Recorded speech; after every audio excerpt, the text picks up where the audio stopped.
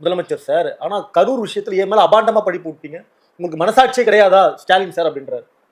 மனசாட்சி இல்லாத முதலமைச்சர் ஸ்டாலின் சார் அப்படின்றாரு. என் மேல பழிய போட்டீங்கன்றாரு. ஸ்டாலினுக்கு இது வேணும், இன்னும் வேணும். தகுதி இல்லாதவனுக்கெல்லாம் போய் நீங்க வந்து விலக்கு கொடுத்து தகுதி இல்லாதவனுக்கெல்லாம் வக்காலத்து வாங்கினார்ல ஸ்டாலின். சரி. அப்ப அவன் இப்படித்தானே பேசதான் செய்வான். முதலமைச்சர் பெருந்தன்மைன்னு பார்க்கணும் முடியாது. அதான் முதலமைச்சர் தகுதி இல்லாதவனுக்கு பெருந்தன்மை காமிச்சா தேவையில் படாதவனுக்கு உதவி செஞ்சீங்கன்னா அவன் என்ன செய்வான்? சரி. இவனுக்கு ஏதோ ஆதாயம் இருக்கு, உதவி செய்யறான்னு தானே நினைப்பான். உண்மையா யாரும் உடனே சம்பவம் நடந்த உடனே அமைச்சர்களை அனுப்பி செத்து போனவங்களை தான் தூக்கிட்டு போனாங்க.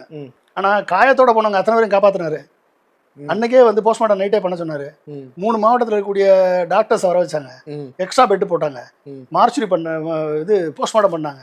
இத்தனை வேலையும் பண்ணிட்டு ஒரு தலைவன் வந்து தன் தொண்டர்கள் சாவதை விரும்புவாரான்னு சொல்லி ஒரு கண்ணியத்தோட கேட்டு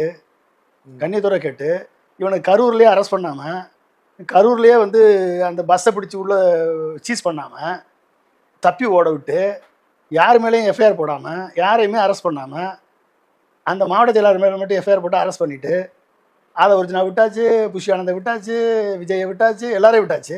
இத்தனையும் பண்ணி அந்த இடத்துக்கு ஸ்பாட்லேயே போய் அங்கே வந்து ஒரு கமோஷன் அதிகம் இருக்காமல் அங்கே எல்லா மக்களையும் அன்னைக்கு நைட்டே சாந்தப்படுத்தி அமைதிப்படுத்தி மறுநாள் ஒரு நாள் தள்ளி விட்டுருந்தா, ஜெயலலிதா இருந்தால் ஒரு நாள் தள்ளி விட்டுருப்பாங்க, எதுவுமே பண்ணாமல் விட்டுருப்பாங்க.